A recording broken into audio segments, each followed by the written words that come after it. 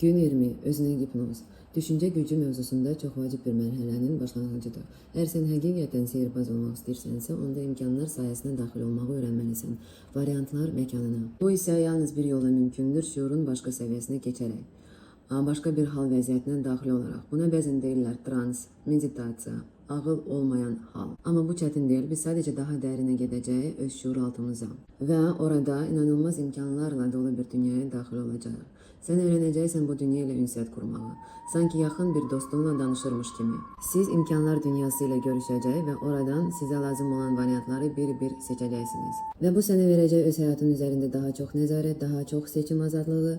Sən artıq sadəcə gözləməyəcəksən, sən gedəcəksən o məkana və oradan seçim edəcəksən öz imkanlarını. Bugün ilk addımdır, ilk daxil olma və bu prosesdə sən öyrənə bilərsən öz vərdişlərini dəyişməyi hipnozun içərisində. Özünə yeni düşüncələr yerləşdirməyi, zərərli vərdişləri buraxmağı və ən əsası arzularını reallığa çevirməyi. İlk addım bugün ilk enişinizi edəcək. Hipnoz vəziyyətində insan öz vərdişlərini transformasiya etməyi, arıqlamaq üçün daxili proqramlar qurmağı, zərərli asılılıqlardan qurtulmağı və ən əsası arzularını reallığa çevirməyi öyrənir. Yəni hipnozun gücü bu dərəcədə güclüdür. Dostlar, bugün paylaşdığım bu hipnoz alışdığınız klasik hipnozlardan tamamilə fərqlənir. Bu açıq gözlərlə özünü hipnoz texnikasını. Bir çoxunuz soruşa bilərsiniz, niyə sadəcə qulaqçıqları taxıb dinləmirik? Cavab sadədir, bu metodda aktiv iştirakçı sizsiniz. Hipnozun ən dərin qatlarına enmək üçün mətni pasiv dinləmək deyil, onu öz gözlərinizlə oxumağınız şərtdir. Çünki siz oxuduqca və bəzi hissləri uca səslə təkrarladıqca şüuraltınız bu komandaları birbaşa sizdən, yəni öz daxili səsinizdən qəbul edir.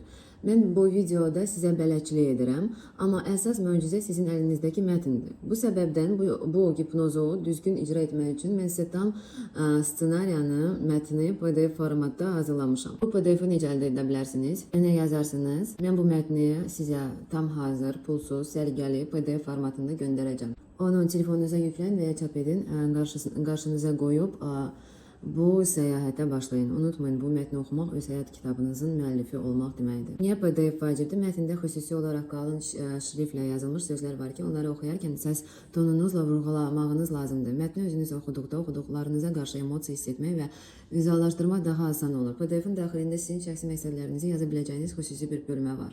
Bu hər biriniz üçün fərdi bir təcrübə olacaq. Tapşırıq. İlk dəfə sadəcə oxuyuruq, onu rahatlaşırıq, hipnoz sözlərini qəbul edirik, tanışlıq olur.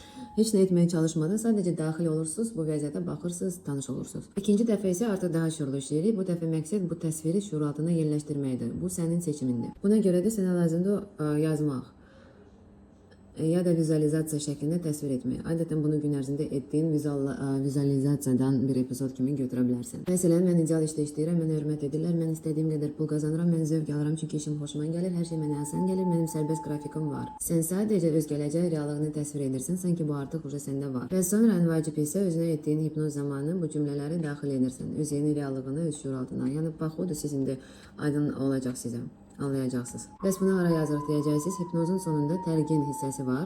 Məhz oraya yazacaqsınız. Orada sən öz gələcək reallığını yazırsan, cümlələrlə aydın hiss edərək. Yazdıqca, yəni ki, oxuduqca sən baş çıxaracaqsan, özün üçün dəqiqləşdirəcəksən. Sən nə istəyirsən və bunu necə yaşamaq istəyirsən. Bir daha aşağıdakı ardıcılığı deyirəm. Bu sizə həm metodun məntiqini başa düşməyə, həm də PDF-dən niyə istifadə etməli olduqlarını anlamağa kömək edəcək. Hipnoz iki əsas mərhələdən ibarətdir və hər birinin öz funksiyası var. Birinci mərhələdə sən boşalırsan, hazırlaşırsan, yəni relaks olursan. Siz mətni sadəcə oxuyursunuz və siz səsinizlə bədəninizi rahatlayırsınız.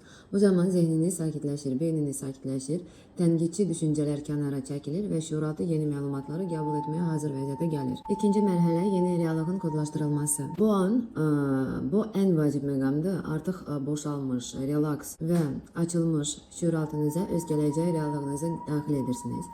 Məhz bu hissədə siz pasiv oxucu deyil, öz həyatınızın müəllifi olursunuz. Dəlgin hissəsini necə doldurmaq lazımdır? Mətnin sonunda xüsusi bir bölmə var, dəlgin.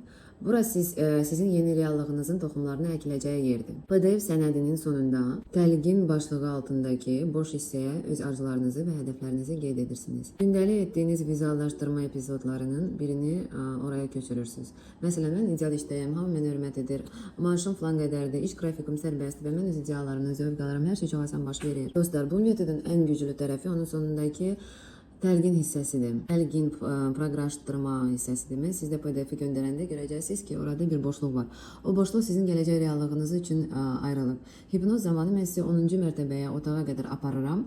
Orada siz kitabı açırsınız və məhz öz yazdığınız o cümlələri oxuyursunuz. Bu an sizin seçim anınızdır. Bu an sizin seçim anınızdır. Köhnə proqramları silib yeni reallığınızı şüuraltınıza kodlaşdırırsınız. Mən hipnozu yerləşdirəcəm. Siz gedişatda başa düşəcəksiniz nədir. Niyə o təlqini yazmalısınız? Çünki yazdıqda və oxuduqda beyin bunu bir əmr kimi qəbul edir. Məsələn, mənim sərbəst qrafikim var. İşim mənə zövq verir kimi cümlələri bura daxil etməlisiniz. Bu sizin gündüzlər etdiyiniz vizuallaşdırmanın şüuraltına birbaşa köçürülməsidir. Mənə yazın, mən sizə bu PDF-i göndərim ki, siz də öz gələcəyinizi ora öz əllərinizlə yaza biləsiniz. Təlqinin yazılma qaydası. 1. Məqsədinizi bir cümlə ilə müəyyən edin. Məqsədinizi qısa, aydın və konkret şəkildə bir cümlə ilə ifadə edin. Məsələn, mən öz işimdə tam sərbəst və maddi cəhətdən müstəqil bir insanam. 2. Həyatınızın necə dəyişəcəyini təsvir edin. Bu, məqsədə çatdıqda həyatınızın necə yaxşılaşacağını və ya dəyişəcəyini ətraflı yazın. 3. Yeni obrazınızı yaradın. Özünüzü hazırda etmədiyiniz, lakin məqsədinizə çatdıqdan sonra edəcəyiniz işlərlə məşğul olan biri kimi təsəvvür edin. Cümlələrinizi mən özümü tutalım arıq görürəm ifadəsi ilə başlayın. Özümü sağlam görürəm, mən özümü pullu görürəm, məndə bu falan şey var ifadəsi ilə başlayın. 4. Vizuallaşdırma səhnəsini canlandırın. Məqsədinizə artıq çatdığınız bir anı indiki zamanda təsvir edin. Bu səhnədə məqsədinizə artıq çatdığınız anda hərəkət halında olduğunuzu göstərin. Çoxlu detallar əlavə edin o şəkilə, o mənzərəyə, o ssenariyaya. Например, ətrafdakı qoxular, səslər, məkan, zaman və s. ilahi. Həmin an keçirdiyiniz emosiyaları, sevinc, rahatlıq, həzz mütləq qeyd edin. 5.